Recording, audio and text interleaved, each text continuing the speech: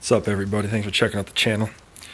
Would have made a video of me doing all this, except for I just have my phone here. I don't really have anything else, and I can't really hold this, so I had to do all this without being able to film it, but I'm doing an update on it. So basically, got the intake off, which you can leave the fuel rail on there. All it is well, all these bolt holes have the bolts. I put them in this intake, so I know where the bolts went to.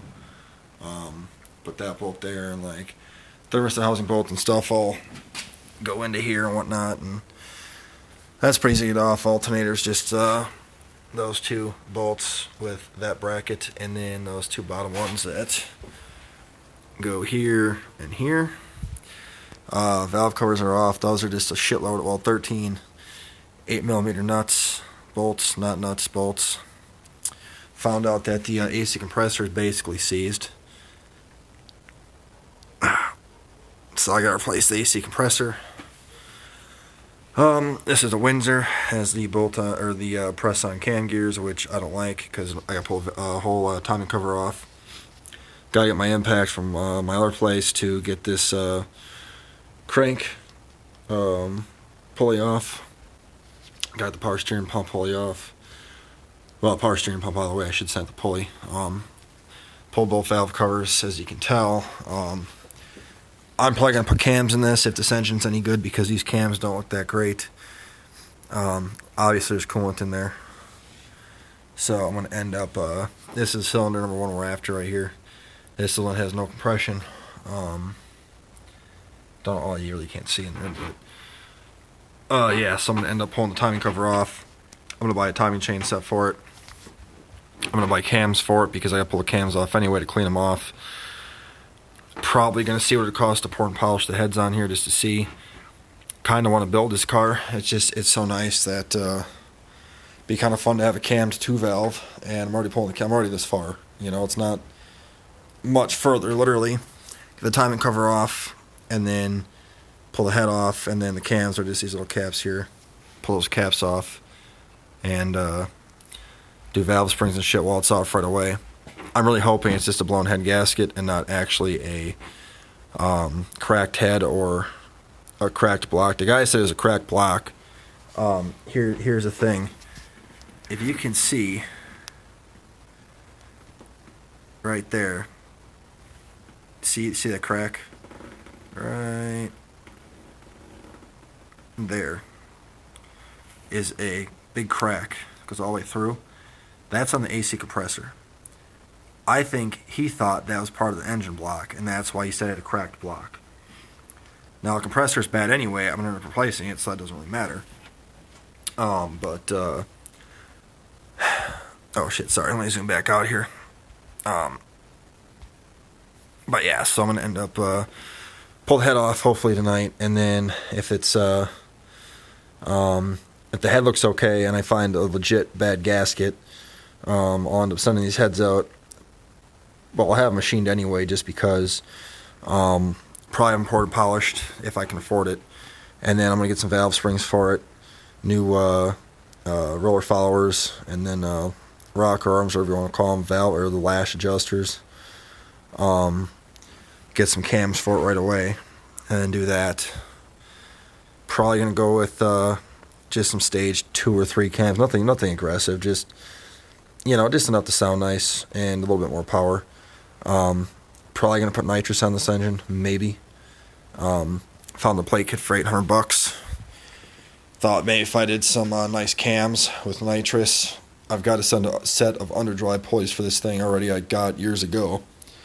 410s. I'm gonna get a PI intake. That crappy Dorman piece of shit's gonna end up going up for sale because, well, I've got 3 Dorman manifolds, including this one.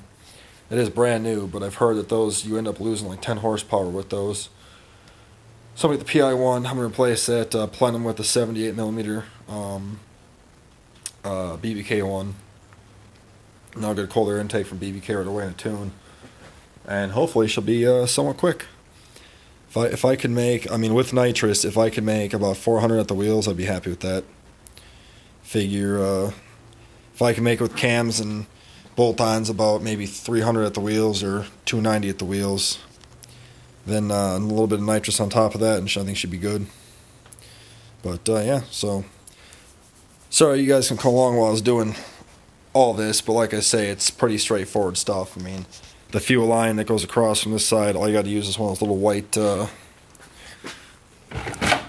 this thing right here. You shove that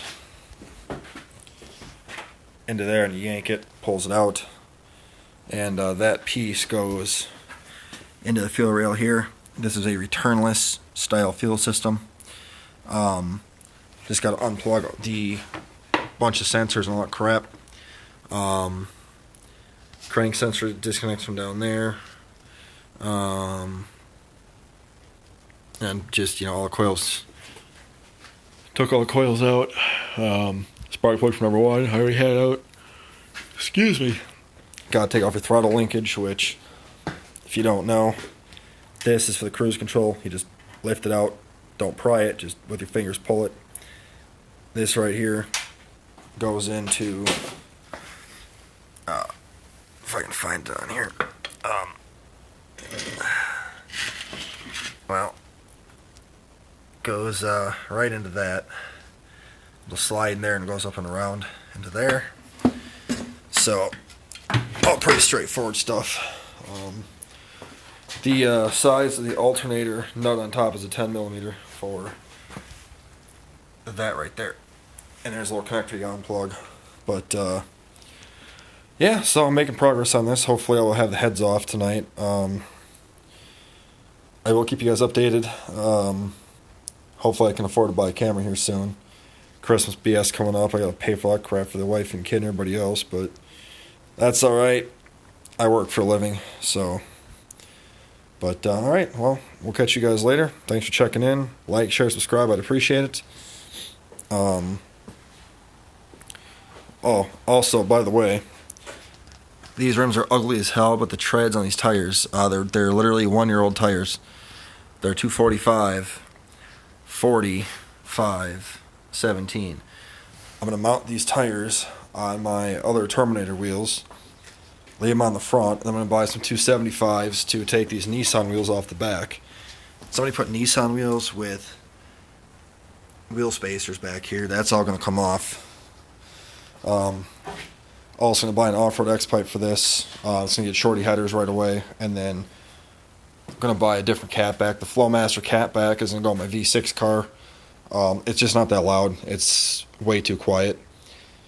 So I'm going to put the exhaust on this car on my V6, and I'll probably end up buying, I want to buy Borla Attacks and put those on the Mach 1, and put my Stingers off the Mach 1 onto this thing.